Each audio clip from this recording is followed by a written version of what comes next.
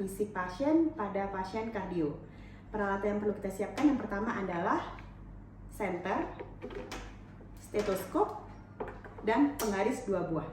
Sebelumnya, yang kita lakukan pertama adalah kita melakukan kontrak dengan pasien. Kita memberikan persetujuan kepada pasien dan kita langsung melakukan pemeriksaan fisik melalui 4 macam: inspeksi, palpasi, perkusi, dan auskultasi. Selamat pagi, Bapak. Sus. Perkenalkan, saya Putri. Saya akan dinas di ruangan ini dari jam 7 sampai jam 2 siang nanti.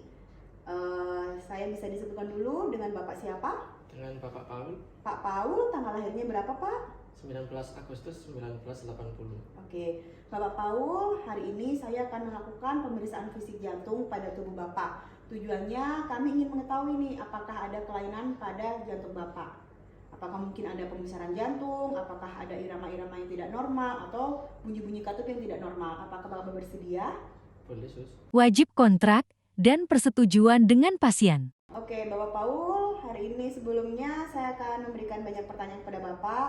Anamnesa dan pertanyaan sesuai OPQRST. Apakah Bapak sebelumnya ada keluhan?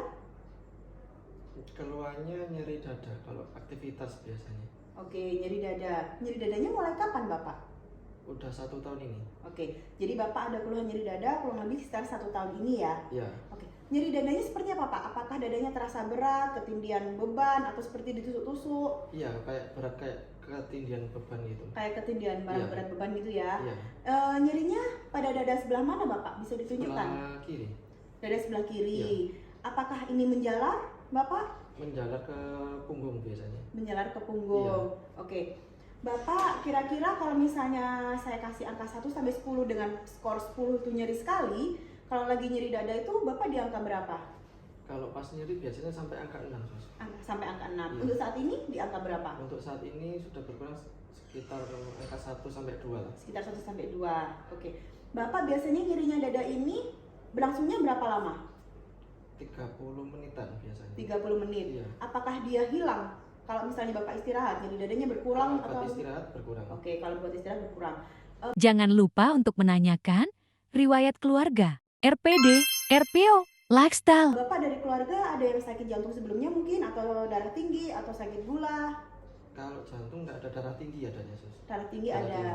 Bapak ada ini, Bapak sendiri ada sakit apa sebelumnya? Sakitnya saya darah tinggi. Darah tinggi. Iya. Minum obat apa Bapak sebelumnya? Waduh, nggak pernah minum obat, Sus. Nggak pernah minum Nggak obat, pernah nggak minum pernah obat. periksa. Ya periksa, kasih obat, kalau habis ya nggak beli lagi. Oke. Bapak ada riwayat merokok enggak? Sudah berhenti ya 1 tahun ini pas nyeri dada ini. Oke, sejak ada keluhan rokoknya berhenti. Iya. Minum minuman alkohol mungkin? Dulu waktu masih remaja. Masih remaja. Bapak kalau tidur biasanya tidur di rumah, nyamannya dengan kepala agak naik pakai 2 bantal atau 1 bantal? Pakai 2 bantal biasanya. Pakai 2 bantal. Baik. Bapak, saya minta waktunya sekitar 5 menit, kemudian saya akan kembali lagi. Kami akan melakukan pemeriksaan fisik pada Bapak dari ujung kepala sampai dengan ujung kaki. Itu ya Pak ya? Ya. Kita minta waktunya sekitar 5 menit.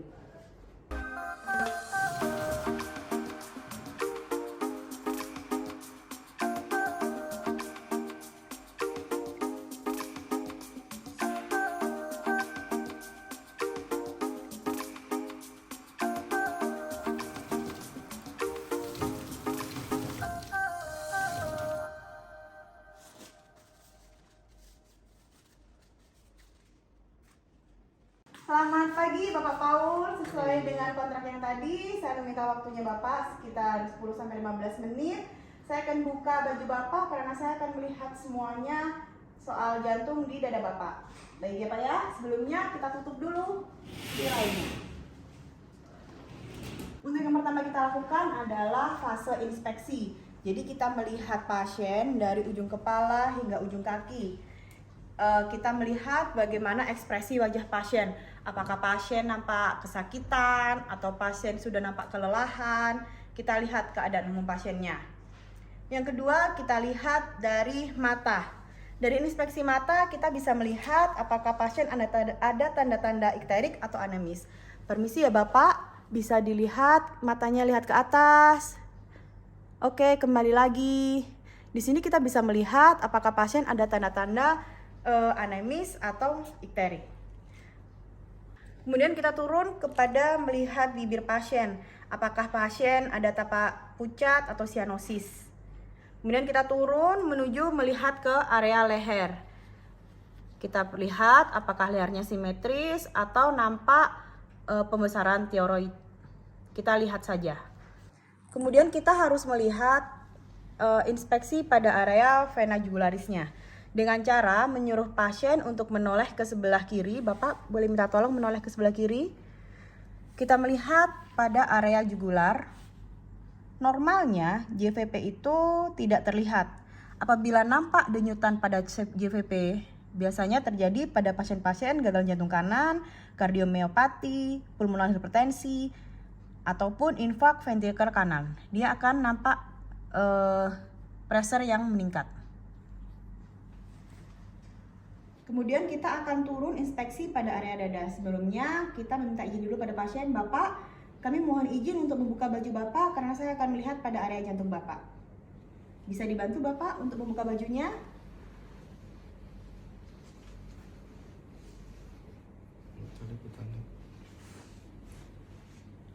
Oke, pada inspeksi pada area dada yang perlu kita lihat adalah pergerakan dinding dada. Apakah dadanya simetris kanan dan kiri atau tidak? Apakah ada tanda-tanda kelainan seperti barrel chest, pigeon chest, flanel atau flat chest? Dan kita lihat apakah ada scar. Biasanya scar kita curigai pasien ini post bypass atau mungkin pasien terpasang permanen pacemaker pada bahu pasien. Dan pemeriksaan selanjutnya kita harus memastikan ictus cordis pasien. Ictus cordis pasien bisa kita lihat pada area ICS 5. Normalnya tidak terlihat jelas denyutannya. Ictus cordis pasien akan nampak terlihat jelas apabila pasien tersebut terdapat masalah pada jantung sebelah kiri, hipertrofi ventrikal kiri, atau kardiomegali. Namun, pada pasien-pasien kurus, biasanya ictus cordis akan tetap terlihat. Kemudian kita lanjut inspeksi pada area ekstremitas. Kita lihat pada jari-jari tangan pasien, apakah ada tanda-tanda sianosis, pucat atau pallor, apakah ada tanda-tanda star staining, atau tanda-tanda pasien ini riwayat merokok berat atau enggak. Pada pasien-pasien yang pucat, biasanya disebabkan oleh perfusi yang kurang bagus. Kemudian kita lihat apakah ada clubbing finger dan kita lihat CRT-nya. Capillary revolve time harusnya normal kurang dari 2 detik. Dengan cara menekan ujung jari sampai dia terlihat pucat, kemudian kita lepaskan. Apabila kembali kurang dari 2 detik, maka CRT-nya bagus. Pada saat inspeksi, kemudian kita bisa sekalian palpasi untuk melihat akralnya pasien bagaimana. Apakah akralnya teraba hangat atau teraba dingin, basah. Dan apabila pasien nampak akralnya basah, kemungkinan kita harus mencurigai adanya perfusi yang kurang menuju area perifer. Inspeksi langsung kita lanjutkan kepada area ekstremitas bawah. Kita melihat apakah ada odem pada tungkai.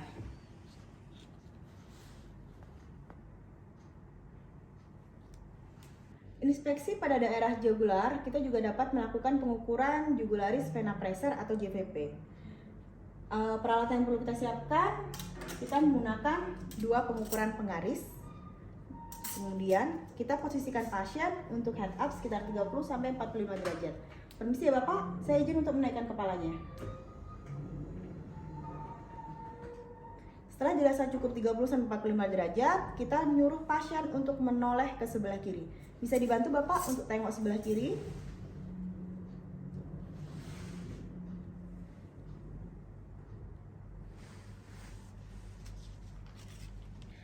Pada saat pasien menoleh ke sebelah kiri, kita cari tekanan vena jugularis interna. Di mana posisi vena jugularis interna biasanya terletak di bawah musculus sternocleidomastoideus. Pada tepatnya pada area sebelah sini. Pada musculus sternocleidomastoideus ini terbagi menjadi 2 cabang.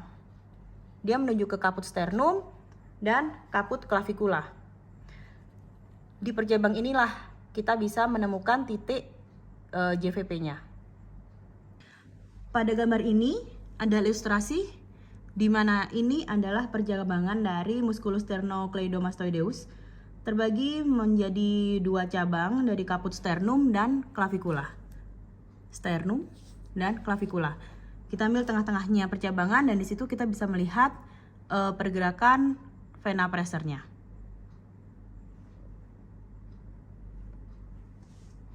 Kemudian kita lihat titik tertinggi di mana kita melihat tekanan venanya. Untuk mempermudah, kita beli marker saja.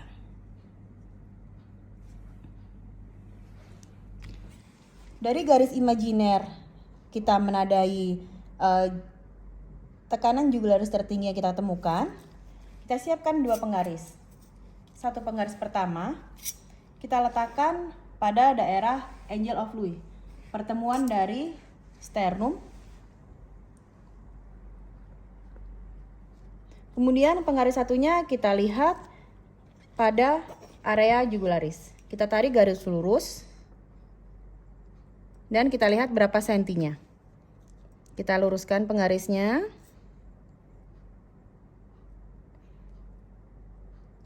Nampak sekitar 1,5 senti. Pada normalnya, JVP berukuran tidak boleh lebih dari 2 cm.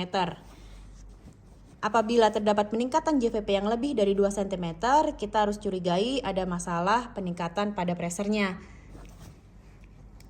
Cara penulisannya adalah dengan cara 2 plus 5 cm.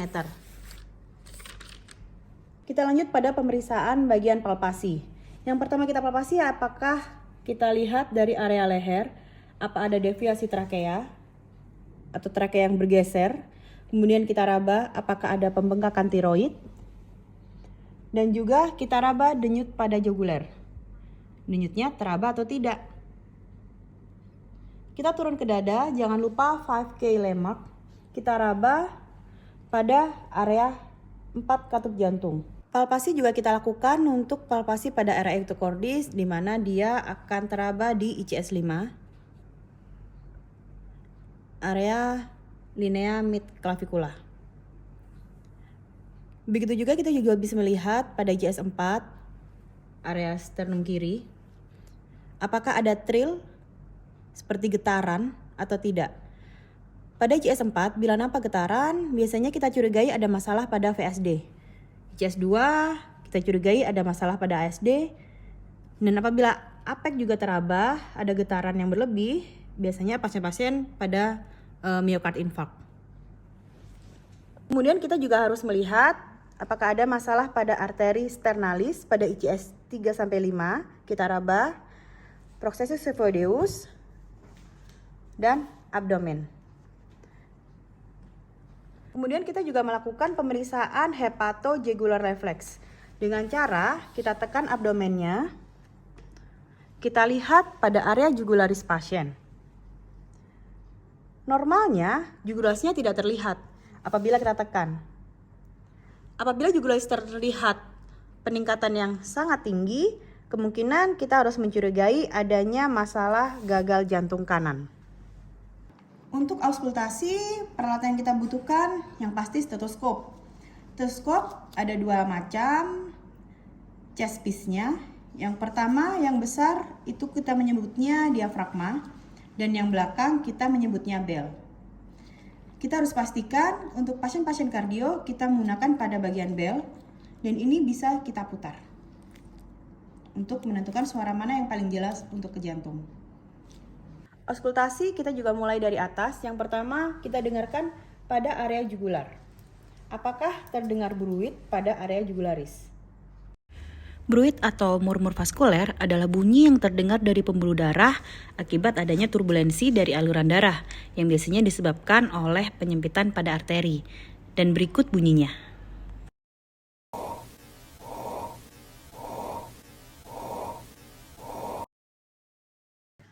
Auskultasi kita lakukan pada 5 landmarks. Yang pertama kita cek katup aorta. Letaknya pada linea sternalis kanan ICS kedua.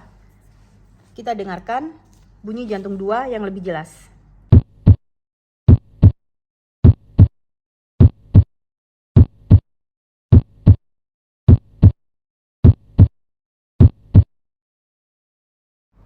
Di sisi lain, kita juga bisa melakukan pemeriksaan untuk mengetahui adanya permasalahan pada katup aorta. Kita dengarkan katup aorta, kita samakan dengan jugularis. Apabila terdapat perbedaan dari suara jantung tersebut dan irama pada arteri jugular, kita harus curiga kemungkinan pasien itu ada masalah pada katup aortanya.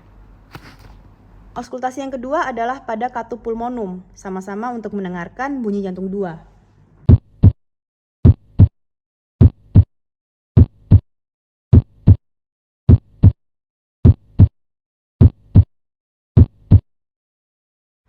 Bunyi jantung 2 tidak normal seringkali menandakan adanya kelainan katup-katup pulmonal, seperti stenosis pulmonal atau pulmonal yang menyempit, sehingga menghambat aliran darah dari RV ke arteri pulmonalis. Selain itu, tidak normal juga bisa terjadi pada kasus-kasus demam rematik, endokarditis, dan hipertensi pulmonal. Auskultasi selanjutnya adalah pada katup trikuspid. Katup trikuspid bisa kita lihat pada ICS keempat. Kemudian kita dengarkan apakah terdapat adanya bising sistolik atau diastolik. Katup trikuspid menimbulkan bunyi jantung 1, di mana bunyi jantung loop lebih keras daripada bunyi dup. Dari trikuspid kita lihat pada auskultasi katup mitral. Katup mitral kita bisa melihat pada ICS 5 mid clavikula, linea mid clavikula kiri. Selain itu, ini juga bisa kita gunakan dengan meraba area jugularis. Apakah ada irama yang tidak sesuai antara katup mitral dan jugularis? Apabila tidak sesuai, kita juga bisa mencurigai permasalahan pada katup mitral. Yang terakhir adalah ERPS point. ERPS point keseluruhan kita bisa dengarkan pada ICS 3 intrasternum. Selain itu, saat kita auskultasi, kita harus pastikan apakah ada bunyi-bunyi jantung tambahan seperti suara jantung 3 atau 4, di mana suara jantung 3 akan terdengar setelah bunyi jantung 2.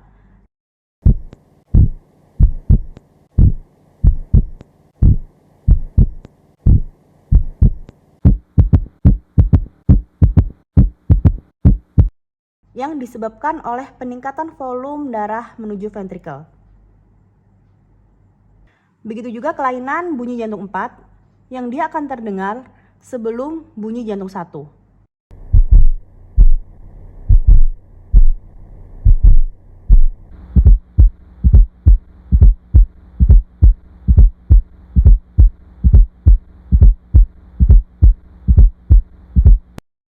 Selain itu, kita juga harus dengarkan apakah ada suara-suara bunyi jantung tambahan selain bunyi normal loop dan dup, seperti contohnya murmur.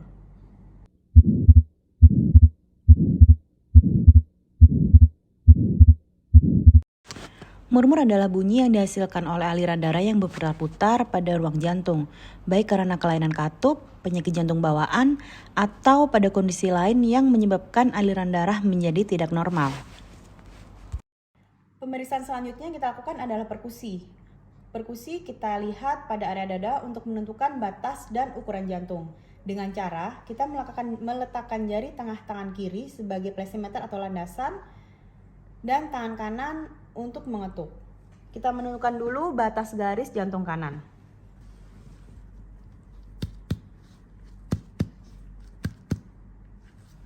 Di sini kita bisa melihat perubahan suara dari sonor ke redup untuk menentukan batas jantung kanan. Kemudian kita menuju ke batas jantung sebelah kiri. Kita bisa melihat pada area mid axillaris, kita cari apexnya di mana. Kita tarik dari mid axilla.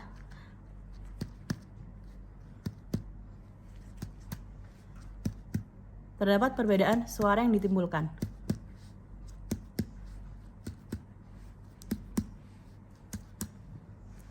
Apabila kita perkusi pada pasien-pasien kardiomegali biasanya akan terdengar redup semakin ke lateral. Semakin ke lateral semakin masih redup, atau semakin ke medial dan masih redup. Karena harusnya di sini terdapat suara redup dan berubah menjadi suara timpani.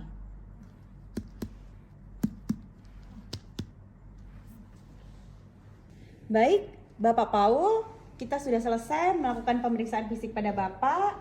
Saya akan melaporkan hasil pemeriksaan fisik saya kepada dokter. Terima kasih atas waktunya. Selamat beristirahat.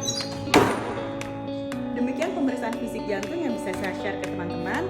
Semoga ilmu yang kita gunakan, kita berikan dapat bermanfaat buat teman-teman.